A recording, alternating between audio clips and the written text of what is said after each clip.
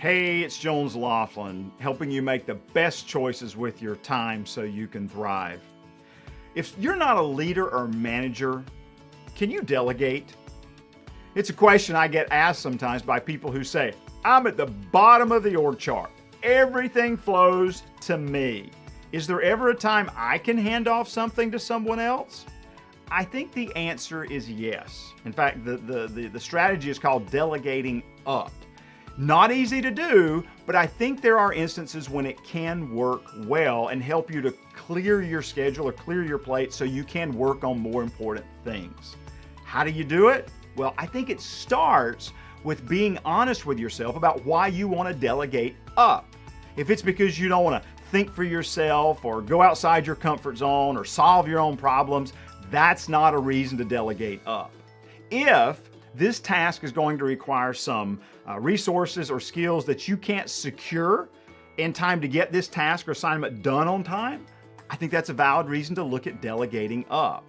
If you've got a temporary work or life situation that you really need to address, or there's going to be even larger negative consequences, I think that's a good reason to look at delegating up. Once you've decided to delegate up, I think the next step is to talk with your boss. Let them know what you've done so far to try to get this task accomplished. Talk to them about what's going on in your work or your life that's preventing you from getting it done. Help them see how working on this task is preventing you from getting an even bigger task done that would contribute even more to accomplishing the goals or the priorities of your team. I know what some of you are saying, Jones, my boss would never go for that. My question is, have you asked? And have you explained it in such a way that they can understand? Another strategy you use is talk with members of your team. All of us have different talents and abilities and things that we're good at or efficient at or more so than others. Maybe it's something that might take you an hour, but it would take them 15 minutes. Conversely, maybe there's something you could take off their plate and it would allow you to take care of something they've got to get done, and both of you wind up being more efficient with your time because of the way you're working on these tasks. Talk to those other team members. A final strategy, I think, when you need to delegate up is to delegate to technology. Now, granted, that's not delegating up, but is there a technological solution to making this task more efficient?